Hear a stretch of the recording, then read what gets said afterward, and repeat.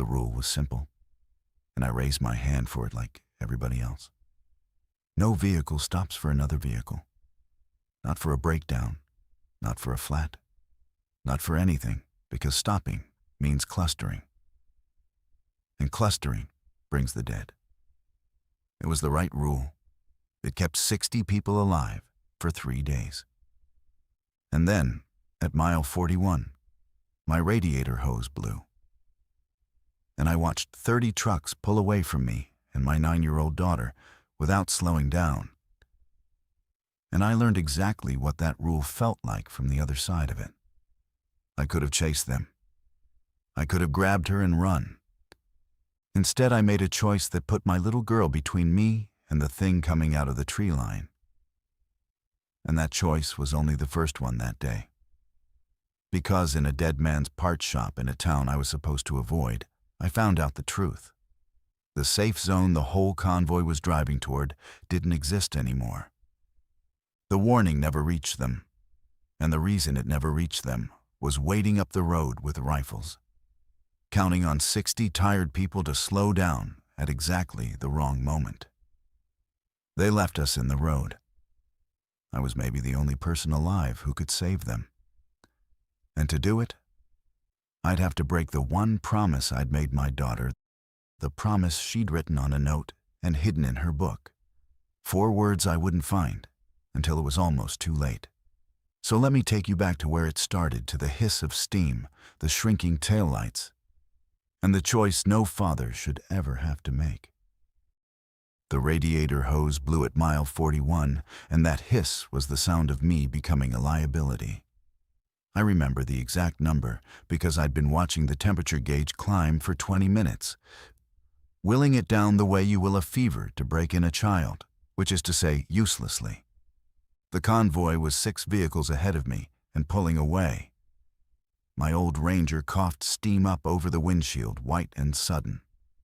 And Delia, my daughter, 9 years old, buckled into the passenger seat with her knees up, and a library book she'd never returned pressed against her chest, said very quietly, "Dad, the trucks aren't stopping."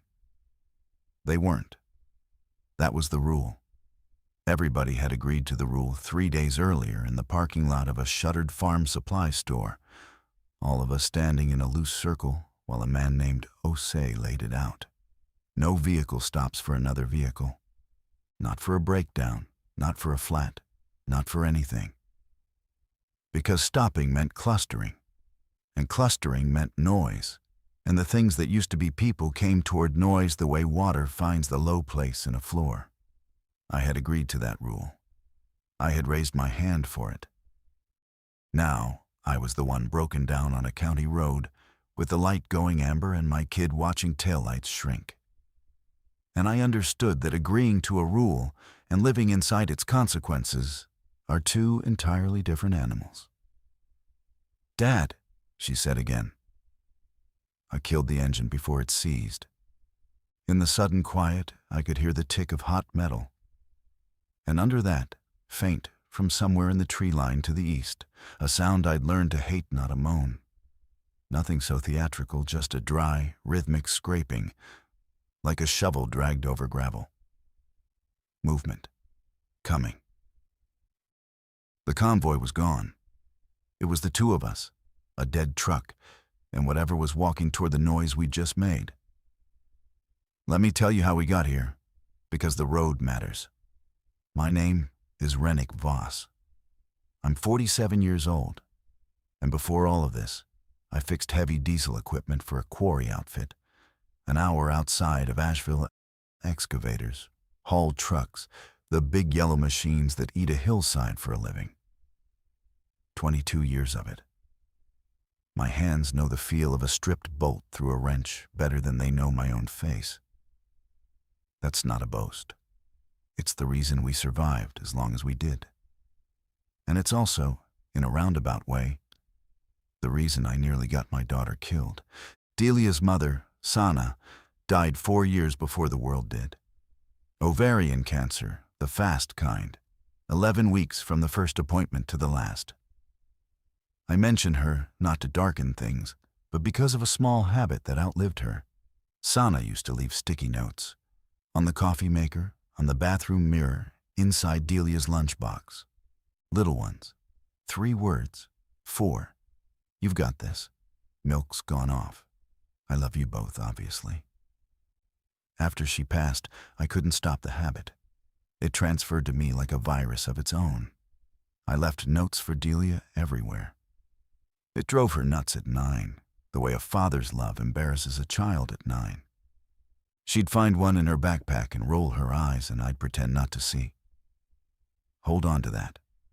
It comes back. When the outbreak started, we didn't call it an outbreak. Nobody in our valley did. For the first week, it was the sickness in the cities. A thing on the news, a thing happening to people who lived where the crowds were. I kept going to work. That's the part people don't tell you about the end of the world, how long ordinary life keeps limping forward out of pure momentum. I clocked in on a Tuesday when 3 counties east had already gone dark. And I torqued the tracks on a D6 dozer because the job orders said to. By Friday, the job orders stopped coming. By the following Monday, the power in our subdivision browned out for good. And I stood in the kitchen watching the refrigerator light die. And I understood in my gut what my head had been refusing. We stayed in the house 19 days. I'm proud of some of what I did in those days and ashamed of the rest. I taught Delia to move quiet. I taught her the difference between the sounds outside that meant nothing and the sounds that meant get down and away from the windows. I rationed. I filled every container we owned with water while the pressure still held, boiled it, filled again. I pulled the garage fridge out and put my back into wedging it against the front door because the deadbolt felt like a lie. What I did wrong was believe the house could be forever. A man with a trade thinks he can fix any situation with enough preparation. And that's a kind of arrogance that feels like competence right up until it kills you. The neighborhood got worse. Not with hordes, with silence. One by one, the other houses went dark and stayed dark. And the ones that had people in them stopped having people in them. And I never saw how or when, just the after. Curtains that didn't move for days. A garage door left half open. A dog that howled for 2 nights straight and then didn't. The thing that finally moved us was the water. On day 19, the last of the pressure gave out. A brown dribble and then nothing. And I stood at the tap with an empty jug and did the math I'd been avoiding. Rain catchment could buy us a while, but winter was maybe 2 months out. And a house with no heat and no water in a place slowly filling up with the walking dead is not a fortress. It's a nicely furnished trap. That's when I heard about the convoy. There was a man 3 streets over, Halloran, ex-National Guard, who still had a working ham radio and a car battery to run it off. I'd traded him a rebuilt fuel pump for information twice before. He told me a group was forming up at the old Praterville farm and feed, 30-some vehicles, headed west and north toward a reported safe zone at a decommissioned Army depot past the state line. Fuel, walls, running water off a reservoir, real defensibility. They were leaving in 4 days and taking anyone who could contribute and follow the rules. I could contribute. God knows I could contribute. The convoy of 30 vehicles is 30 things waiting to break, and I could keep them running. That was my ticket, and Delia's ticket. A mechanic is worth his weight in gold when the whole world runs on machines nobody left alive knows how to fix. So we went. I loaded the Ranger tools first, always tools, then water, then food, then Delia's book bag with 3 changes of clothes and the library book she refused to leave behind. The one and only Ivan, overdue since March. She'd cried about the late fee back when late fees were a thing that could exist. The staging lot at Praterville was the most people I'd seen in a month. and it scared me more than the empty streets had. 40-odd adults, a dozen kids, vehicles nose to tail. Osei ran it, a compact, unhurried man in his 50s, who'd managed a distribution warehouse before and understood logistics in his bones. He didn't posture. He just made sense when he talked, and people followed sense. He looked at my truck bed full of tools, and something in his face relaxed. And I knew we were in. That's where the rule got made. The no-stopping rule. Osei laid it out flat and reasonable in the yellow evening light. We'd move in daylight only. Tight spacing, no gaps. Radios on Channel 9, chatter to a minimum. And if a vehicle went down, it went down. The convoy did not stop. He said it looking around the whole circle, and I watched people nod. And I nodded too, because it was correct. It was the math. One broken truck was not worth 30. A cluster of stopped vehicles on an open road was a dinner bell. I remember thinking, standing there with my hand half raised, that the rule was easy to agree to, because I never imagined it would be my hose that blew. We rolled out at first light 3 days later, and for 2.5 days it worked. It actually worked. We covered ground. We skirted the dead towns. Twice a vehicle had trouble, and both times the driver caught it early, coasted to the shoulder, and the family climbed out fast and doubled up into other trucks, while the convoy barely slowed. And I understood that the rule was more merciful than it sounded. Nobody got left standing in the road, as long as they moved quick, and someone had a spare seat. The problem, on the morning of the 3rd day, was that I didn't catch mine early enough. I was watching the road, watching spacing, watching the truck ahead. By the time the gauge told me the truth, the hose was already gone, and there was no coasting to a shoulder with the family climbing out, because we were at 41 miles, and the nearest truck with a spare seat was Osei's, and it was already a 1/4 mile up the road and accelerating, which brings us back to the hiss and the steam and the dry scraping in the tree line, and my daughter's voice saying, "The trucks aren't stopping," and me realizing that the rule I'd raised my hand for was about to eat us alive. I did the only thing a man with my hands could do. I popped the hood. I want to be honest about this next part, because it's the hinge the whole thing turns on. I had a choice in that first minute, and I made it fast. The way you make choices when the alternative is thinking. I could grab Delia and the go bag and run up, or abandon the truck, cut into the tree line away from the scraping sound, and try to shadow the convoy's route on foot in the hope that they'd stop for the night somewhere ahead and we'd catch up. Or I could try to fix the truck. On foot, with a 9-year-old, in country crawling with the dead, chasing 30 vehicles that had no reason and no agreement to wait for us. That was a death sentence dressed up as hope. The truck, though. The truck I could maybe do something about. A blown radiator hose is not, mechanically, the end of the world. Even the end of the world isn't the end of the world where a radiator hose is concerned. If you can seal it, or bypass it, or just get enough coolant back in and nurse the engine at low speed, you can move. I had tools. I had in the bed 2 gallons of water I'd been saving to drink, and a roll of self-fusing silicone tape and hose clamps, and the knowledge in my hands. "Delia," I said, and I kept my voice at the register I'd trained her to listen for, the low, flat one. "I need you in the driver's seat, window up. If I tap the glass twice, you lay on the horn and don't stop. Once, you stay quiet. Can you do that?"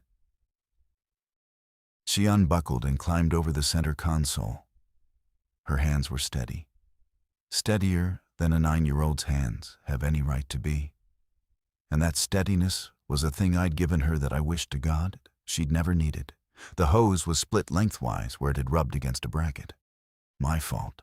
I should have zip-tied it clear months ago. I'd been meaning to. I cut out the bad section with my knife, my hands moving on their own, while my ears stayed on the tree line. The scraping had a shape now. Not one thing. Two, maybe three, moving through underbrush a couple 100 yards off. Not fast, not slow, just constant. The way they came when they'd caught a thread of sound and were pulling themselves along it. I bridged the gap with a coupling from my parts box, clamped both ends, wrapped the whole run in silicone tape till my fingers ached, then the water. I poured it into the radiator slow so it wouldn't crack the block. 2 gallons of drinking water gone in 90 seconds, and I capped it and dropped the hood as soft as I could, and it still made a sound like a gunshot in that quiet. The scraping stopped. You learn to fear the stop more than the sound itself. The sound means they're wandering. The stop means they've locked on. Then it started again, and it was faster. "Now," I said, and I was in the passenger seat, and Delia was scrambling back over the console, and I was cranking the engine. It turned over, caught, ran rough, ran. The gauge sat low and cold for now because I'd just dumped 2 gallons of cool water into it.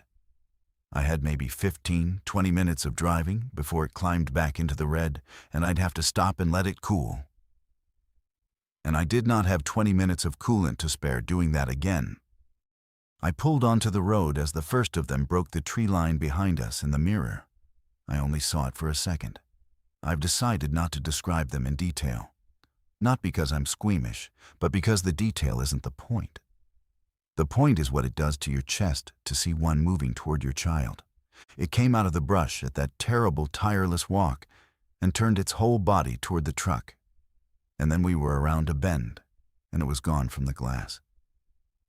Delia twisted in her seat to look back. Are they following? They can't run us down, not on a road.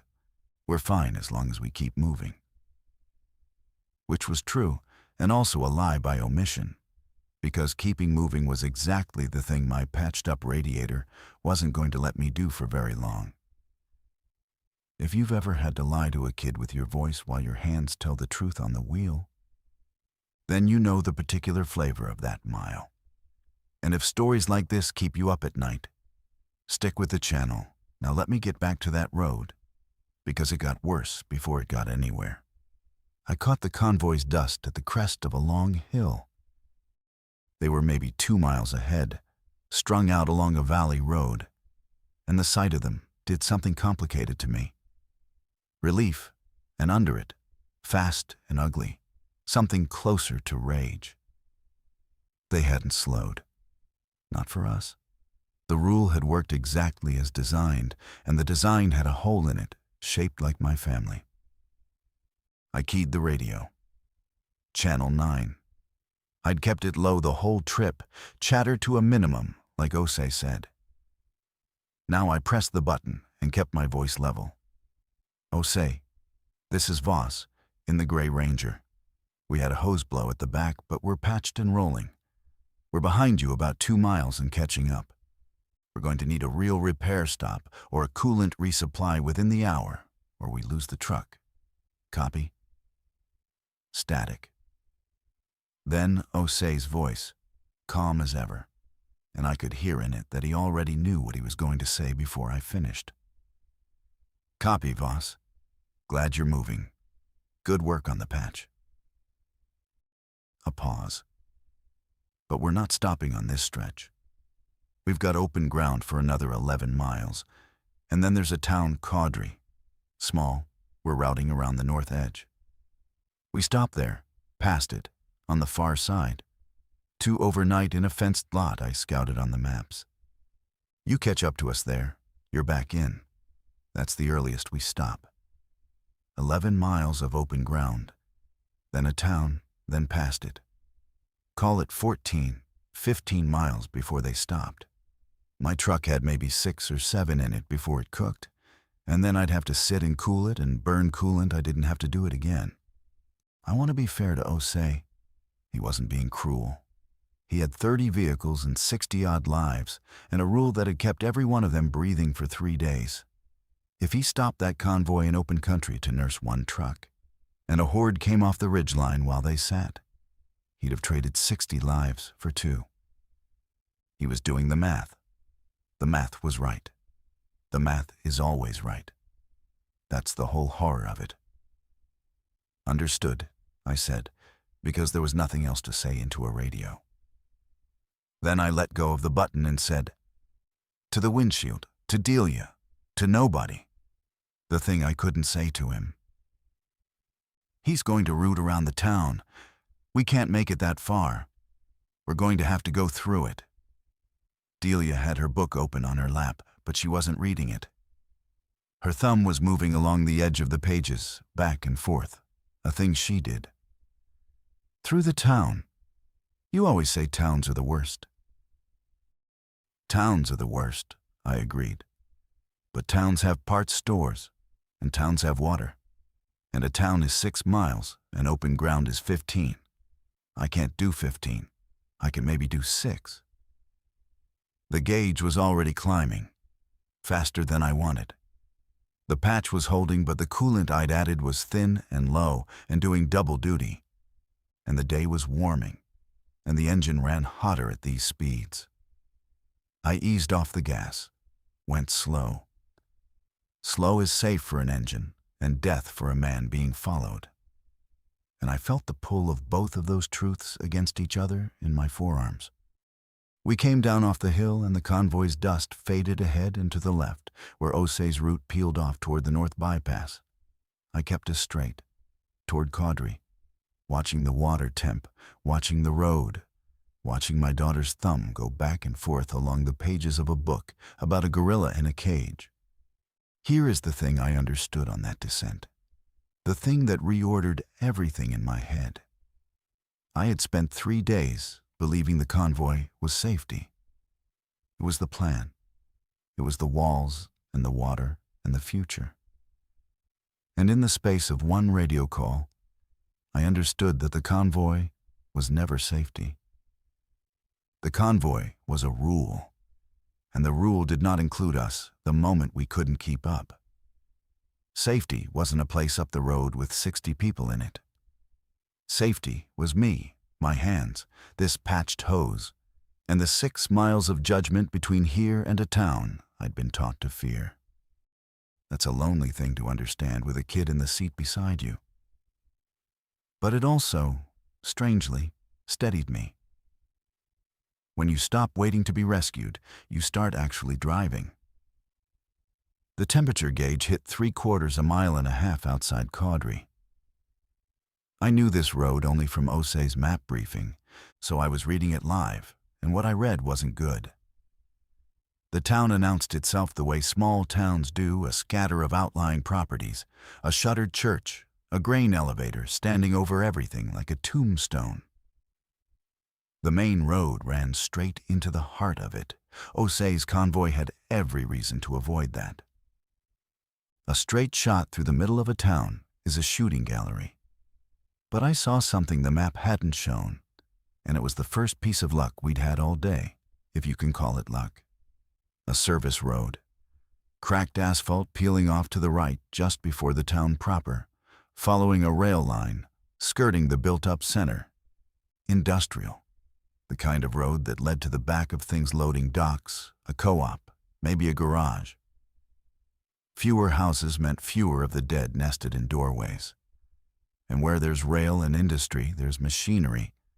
And where there's machinery, there might be a parts store or a fleet shop with coolant on a shelf. I took it. The gauge climbed. Delia had gone very still, which is what she did instead of getting loud, and I hated that I could read her fear in her stillness the way I read an engine's fault in a vibration. The service road ran along a chain-link fence gone orange with rust. Behind it, a rail yard, cars sitting on sidings, weeds coming up through the ballast. No movement. That's the thing you learn to read, not the presence of the dead, but the quality of the stillness. Some stillness is empty. Some stillness is waiting. This felt empty, mostly. And I let out a breath I hadn't known I was holding.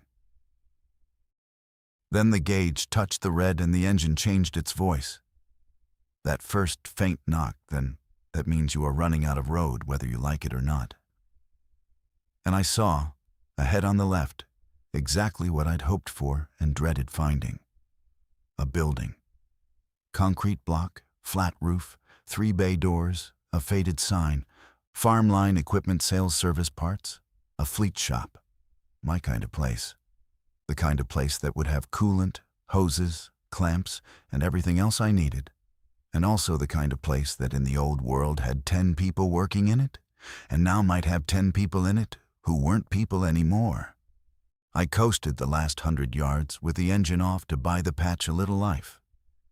And I rolled us up alongside the building, past the bay doors, to a spot where the truck sat between the building's wall and a row of dead delivery vans, tucked out of sight from the main service road. I put it in park. In the ticking silence, I could hear my own pulse. "Okay," I said. "Here's how this goes." I laid it out for her the way Osei laid out the rule.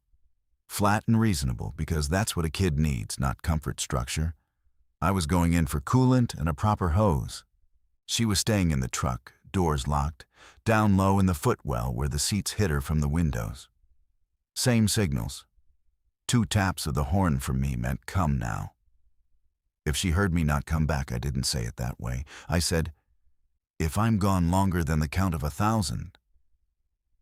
She was to slip out the driver's door, keep the building on her left, and follow the rail line back the way we came, on foot, quiet, toward the last farmhouse we'd passed, and wait for the convoy to come back through, because they'd come back through." That was a lie. They wouldn't. But she needed a plan more than she needed the truth. And a plan gives a kid's hands something to do besides shake. She looked at me, and she didn't cry, and I almost wished she would. "You always come back," she said. It wasn't a reassurance, it was an instruction. She was telling me the terms. "I always come back," I said, and I took my heaviest wrench, an 18-inch pipe wrench, 4 pounds of forged steel, the best weapon a man like me ever carries because it doesn't run out, and I went in through a side door that stood open 2 inches, and I stepped into the dark of the farm line service bay.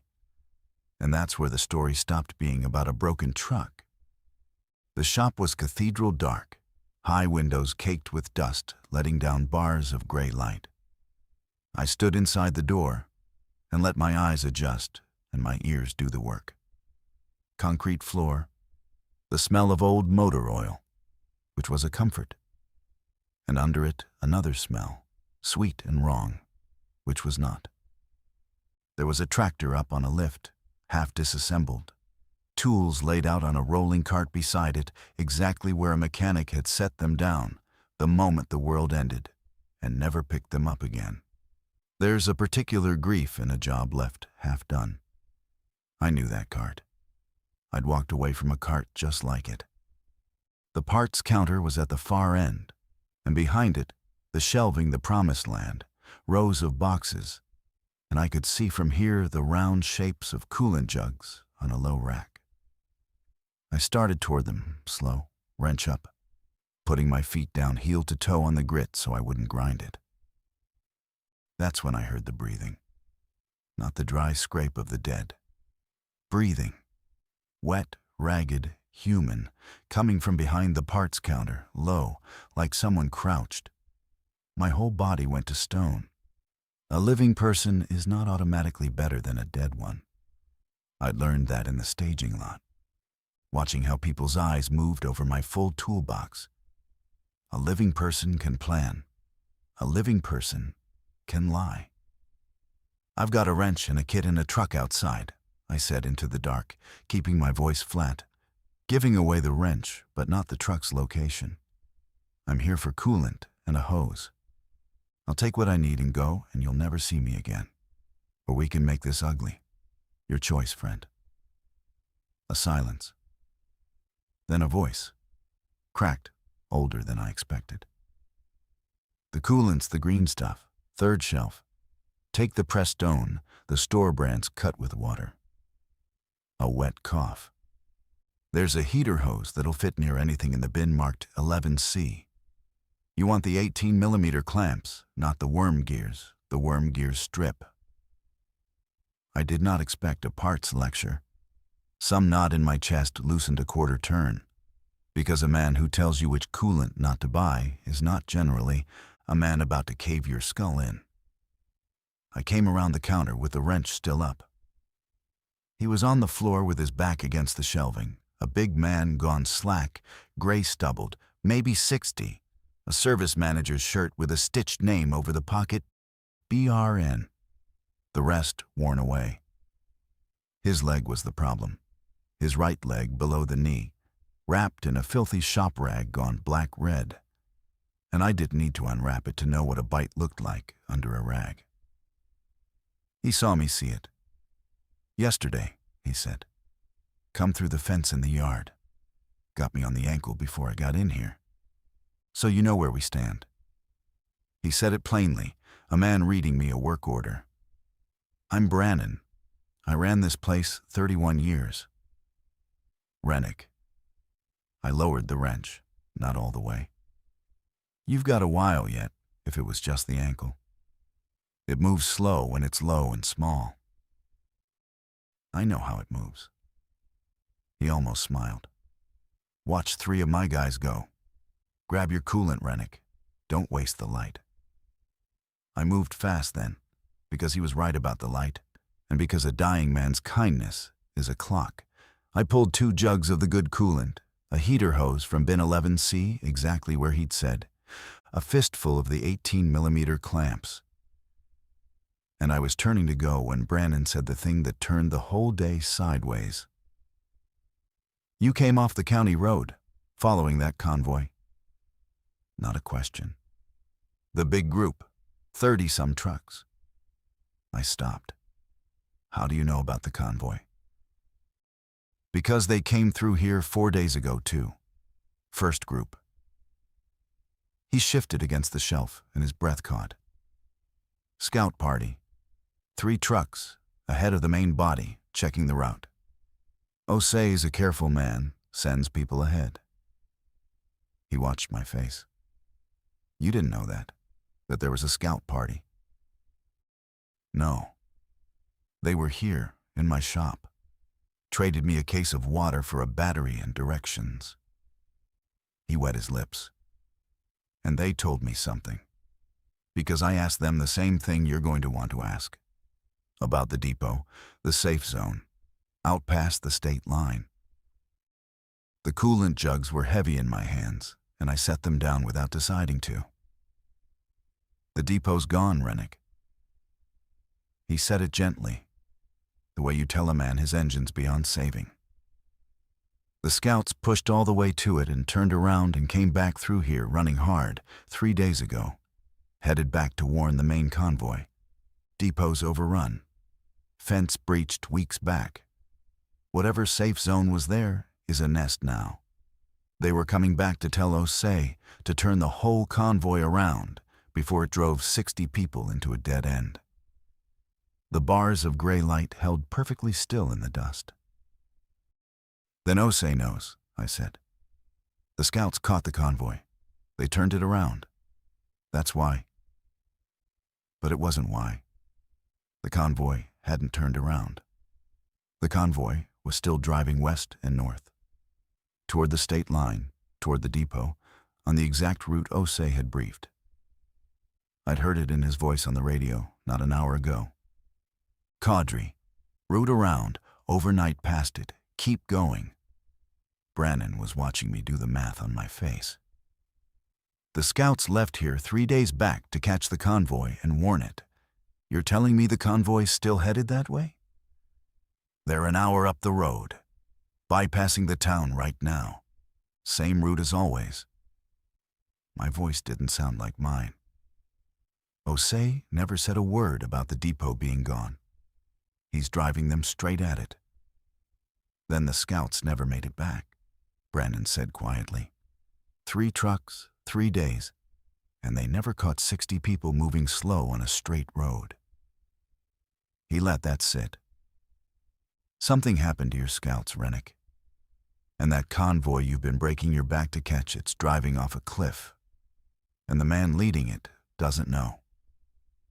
I stood in that dark shop with a dead man's coolant at my feet, and I understood that I was now the only person alive who could warn them. And that I had been trying, for the last hour, to catch up to 60 people so I could climb back into a line, marching toward a nest. Everything I'd wanted since the water ran out in my house, the walls, the reservoir. The future was a grave, with the dirt not yet turned. And the man who could confirm all of it was going to be dead by nightfall. Told him none. And my daughter was in a truck outside, counting to 1,000. I asked Brannon the only question that mattered. Would they believe me, on the radio, if I told them the depot's gone? He was quiet a long moment. Osei's a careful man, he said finally. Careful men don't turn a whole convoy around on the word of one broke-down mechanic they left in the road an hour ago. He'll think you're bitter. He'll think you want him to stop so you can catch up. He coughed, and it cost him. You know I'm right. I did know. If I keyed the radio and said the depot's a nest, turn around, Osei would hear a man he'd abandoned trying to make him pay for it. The rule that had left us on that road had also poisoned my credibility to the one man who needed to hear me. There was a bitter symmetry in it I didn't have time to appreciate. The scouts, I said. You said 3 trucks. If I could show him a scout truck, proof they came back this way and never made it. Brannon's eyes moved, and I followed them toward the big roll-up bay door at the shop's east end. They fueled up in my yard before they left, out back by the diesel tank. His voice was fraying now, the words spacing further apart. If something got them, it got them close. They were spooked. Wouldn't have gone far off the route. A breath. Behind this shop's a frontage road that meets back up with the north bypass, the one your convoy's on. 2 miles, maybe. You could beat them to where the roads join, if that truck of yours runs. His hand found my forearm, gripped it with more strength than I thought he had left. You don't need Osei to believe your words. You need him to see something. Find the scouts, whatever's left, and put it in front of him. Then his grip loosened, and he settled back against the shelving, and he said, in the tone of a man closing up shop for the last time, take a 5-gallon of the diesel out of the yard tank while you're at it. Pumps manual don't need power. And Rennick. He looked at me. There's a kid out there counting. Go be back before she gets to 1,000. I want to tell you I said something worthy to him. I didn't. I said, thank you, which is nothing. And I grabbed the coolant and the hose and the clamps, and I went. And the last I saw of Brannon, he had his head tipped back against boxes of parts he'd sold for 31 years, breathing his wet breath, waiting for the thing he knew was coming. I've thought about him more than I've thought about almost anyone in this. A stranger who spent the last clear hour of his life giving directions to a man he'd never see again, because that was the work he knew, and he did the work. Delia was at the count of 400 when I got back, whispering the numbers to herself in the footwell. And when she saw me, her whole body sagged. I fixed the truck properly this time, in the shadow of the vans, hands flying. Cut out my ugly patch, ran the new heater hose, doubled the clamps, filled the radiator with real coolant to the neck and capped it, and had a full jug in reserve. 10 minutes of work that would have been an hour if my hands didn't know it cold. Then out back to the diesel tank. And Brannon was right. The hand pump worked. And I filled the tank and a 5-gallon can while Delia held the funnel and watched the tree line. There was a man in there, she said. It wasn't a question. She'd heard the voices, faint through the block wall. There was. He helped us. He's not coming with us. I capped the diesel can. He's sick, the bad kind. But he told me something important, and now I have to make a hard choice. And I'm going to tell you what it is, because you're old enough, and you're in it with me. I crouched to her level by the diesel tank, and I laid it out, because a plan gives a kid's hands something to do. The convoy was driving toward a place that wasn't safe anymore. They didn't know. I was maybe the only one who could tell them, but they wouldn't believe words. I had to find something first, the scout trucks, whatever happened to them, and get in front of the convoy where the roads joined and make Osei see it. But that means driving toward the dead place, Delia said. She'd caught it instantly. She was Sana's kid. Not away from it, toward where they got the scouts. Yeah. Why is it our job? She asked. Not whining, genuinely asking, the way a child asks the question the adult is afraid of. They left us, in the road. You said the rule was they don't stop, and they didn't stop for us. So why do we have to save them? And there it was, the whole thing, in a 9-year-old's mouth. I could have lied. I could have said because it's the right thing, and had it be true and also a speech. Instead, I told her the real reason, which was smaller and more selfish and more honest. Because there are 12 kids in that convoy, I said. And if I drive us away and keep us safe and let those trucks go off a cliff, then someday you're going to be a grown-up, and you're going to remember that your dad knew and drove the other way. And I don't want you to have to live with what your dad was. That's the truth.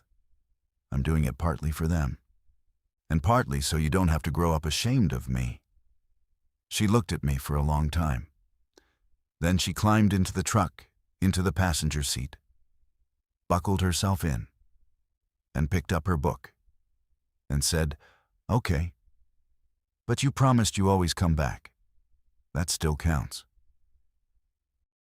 "That still counts," I said, and I meant it as a vow to a court higher than either of us. If you'd been the one crouched by that diesel tank with your kid asking why it's your job, I'd genuinely like to know what you'd have chosen. Tell me down in the comments. Now, let me tell you what we found on the frontage road, because it was worse than Brannon knew. The frontage road ran behind the shop just like he said. Cracked and narrow, hemmed in on both sides by scrub that had eaten the shoulders. The engine ran cool and true. I'd have blessed that hose if I had time for blessing. We came around a slow bend, maybe 1.5 miles along. And there they were. The scout trucks. 2 of them, not 3. And that missing third was its own cold question. They were nose to tail in the middle of the frontage road, and they hadn't crashed. They'd stopped. One had its driver's door hanging open. The other sat square in the lane, tires flat, all 4, slashed or shot or just rotted. I couldn't tell from distance. I coasted us to a halt 50 yards back and put it in park and killed nothing. Kept the engine running, kept it ready. The stillness here was the other kind, the waiting kind. "Stay," I told Delia, and I didn't have to say it twice. I went forward on foot, wrench up, reading everything. And the story the road told me assembled itself piece by piece, the way a fault assembles itself for a good mechanic. Not a guess, a diagnosis. The scouts had come back this way running. Spooked, Brannon said.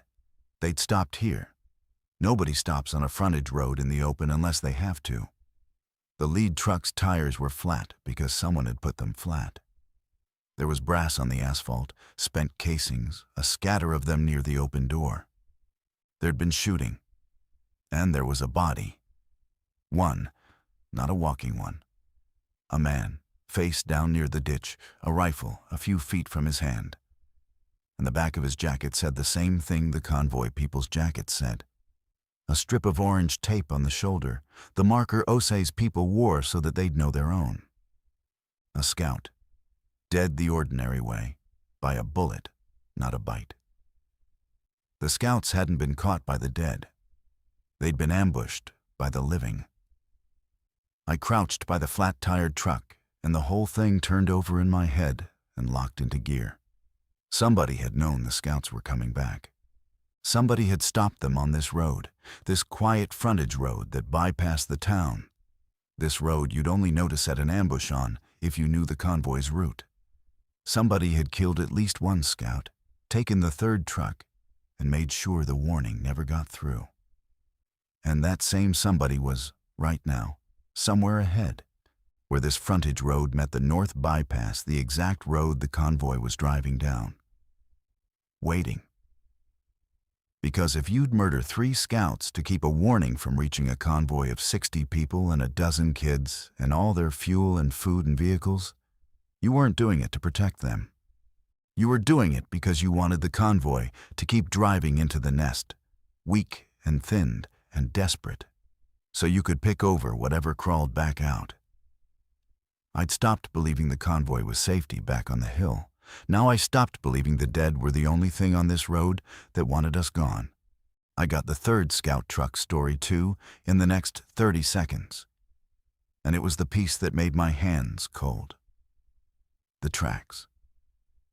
A third set of tire tracks pulled off the frontage road here, through a gap in the scrub, onto a 2-track that ran north toward the bypass, cutting the corner. A shortcut only a local would know.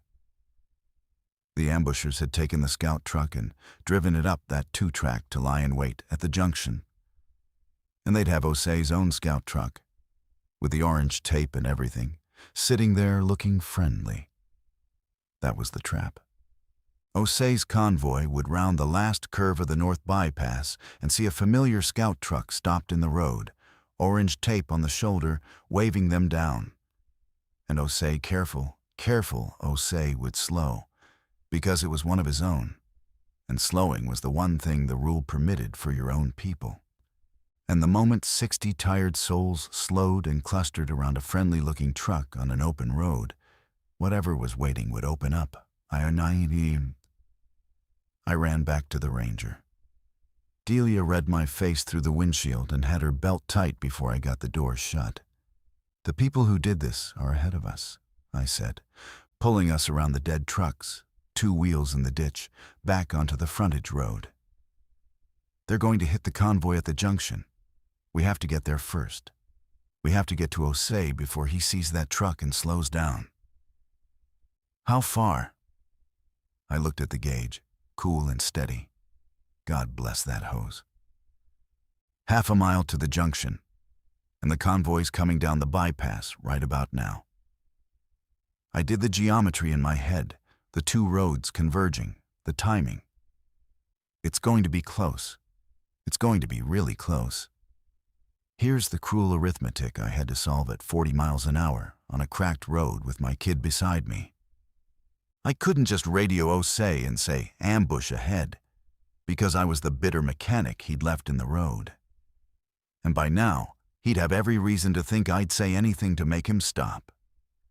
And if I raced up to the junction and screamed a warning, I'd be one more truck arriving at the exact spot where the guns were pointed. The people who set this trap had rifles. I had a pipe wrench and a 9-year-old. But I had one thing they didn't count on. I knew the trap was a trap, and they didn't know I knew. The frontage road bent north for its last stretch and started to climb. And through the scrub on my left, I caught glimpses of the bypass, wider, straighter, and on it. Far off, but coming, sun flashing off a windshield, then another. Then the strung-out shape of the convoy. Ose at the front. 30 vehicles.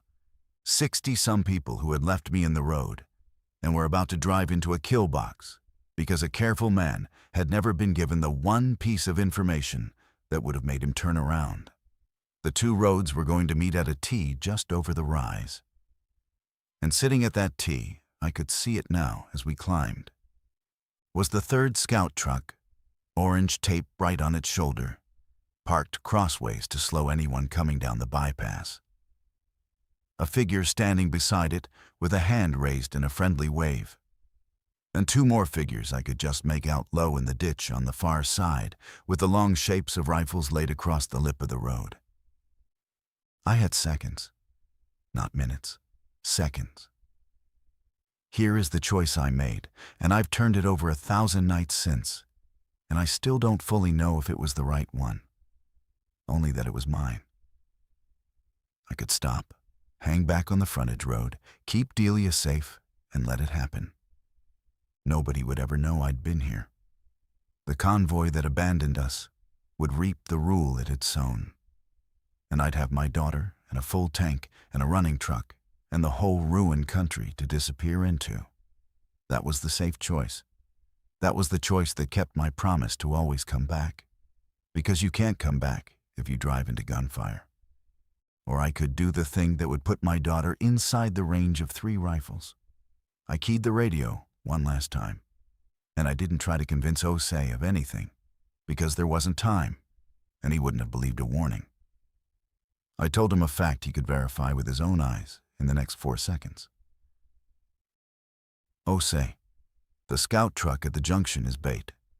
There are 2 shooters in the north ditch. Do not slow down. Floor it through the T. I'm about to give you cover. I didn't wait for an answer. Then I told Delia to get in the footwell and put her arms over her head and not come up no matter what. And she went down without a word. And I put my foot to the floor. The ranger came over the rise doing near 60, and I did the one thing that would break the ambush. The one asset I had that they hadn't planned for. I wasn't coming down the bypass where the guns were aimed. I was coming from the side, from the frontage road, from behind the scout truck and the man with the raised hand. I came in at an angle they had their backs to, engines screaming. And I laid on the horn, long and loud, the ugliest noise I could make, because I'd spent a month teaching my daughter that noise brings the dead. And I was betting my life and hers that it would work on my side for once. The man by the scout truck spun around. The 2 shooters in the ditch twisted to look back over their shoulders at the horn and the engine coming at their flank. And in that half-second, where 3 armed people all turned the wrong way, the convoy came around the curve of the bypass with Osei's lead truck already accelerating. Because Osei was a careful man and careful men. When a voice on the radio names the exact thing their eyes are seeing, the scout truck, the raised hand, the ditch, they don't stop to argue. They believe the fact and sort out the reasons later. I aimed the Ranger at the space just behind the scout truck, at the 2-track gap, and I clipped the rear of it hard enough to knock it out of the road and spoil its blockade, and the whole world became noise and torn metal. And then we were through. Into the scrub on the far side, bouncing, the airbag punching me in the chest. Delia screaming from the footwell, but screaming means breathing. And behind us, the convoy poured through the open junction at full speed, 30 vehicles, and the shooters got off maybe 3 panicked rounds at fast-moving trucks and hit nothing that mattered. The convoy didn't stop. Of course it didn't. The rule held. But it didn't need to stop. It just needed to not slow down. And it hadn't. And it thundered through the T and away up the bypass and around the next bend. 60-some people, 12 kids, alive and gone. The Ranger came to rest against a fence post in a field with its front end folded and steam rising. And the first thing I did, before I checked my own body, was reach down into the footwell and put my hand on my daughter's back and feel it rise and fall. She was fine. Shaken, bruised where the seatbelt caught her, but whole. I got her out through the driver's door, and we went low and fast into the scrub, away from the road, away from the junction, away from 3 armed people who might come looking. We didn't stop moving until the lights started to go. The truck was dead. Really dead this time. Frame bent dead. The kind even I couldn't fix. Everything I'd fought all day to keep running was scrap in a field.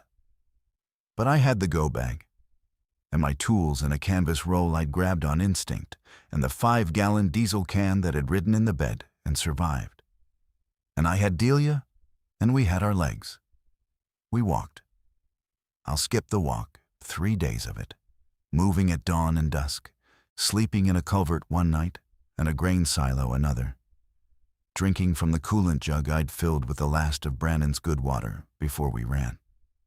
It was hard, and it was frightening, and it was, in its way, the safest I'd felt since the outbreak began, because there was no rule anymore that could leave us behind. There was just us and my hands, and the plan we made each morning. On the 3rd day, we came to a river town that had a working community, real people, walls made of shipping containers, a woman named Ife who ran the gate, and looked at my canvas roll of tools the way Ose had looked at my truck bed, with the particular relief of someone who's had 3 tractors down for a month. They took us in, not because of a rule, because I could fix things, and because Delia helped a boy her age find his lost dog on the 2nd day, and because that's how the good ones decide, one small proof at a time. I never found out what happened to Ose's convoy after the junction, whether the scouts' warning ever reached them some other way, whether they turned around before the depot or drove into it anyway.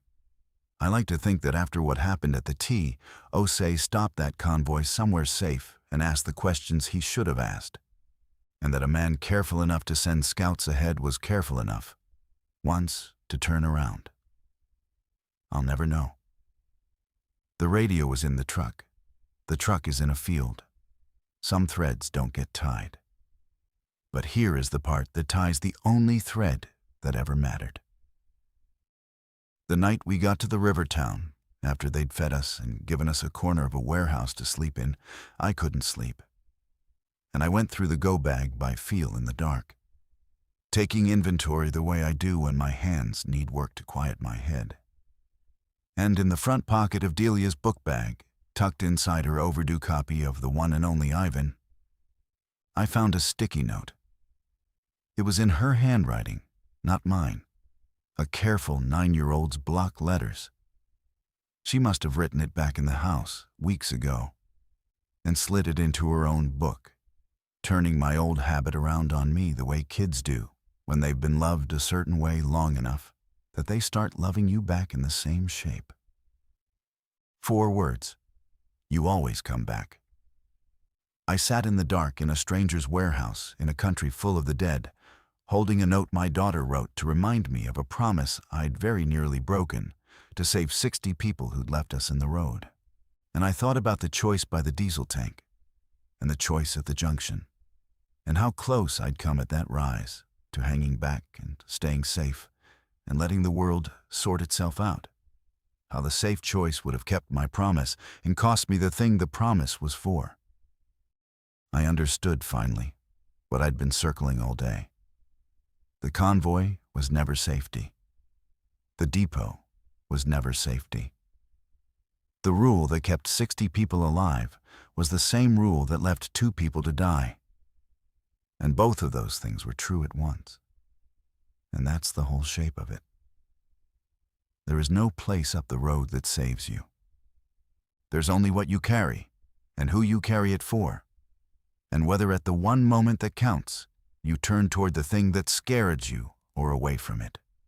I'd chosen my daughter over the convoy the second I turned off the bypass toward that town, back when I thought choosing her meant abandoning them. And then, at the junction, I'd learned that sometimes choosing her meant risking her because the man she needed me to be, the man that note was addressed to, was a man who came back, yes, but who was worth coming back to. Delia is 11 now. She still has the book. Nobody's coming to collect the late fee.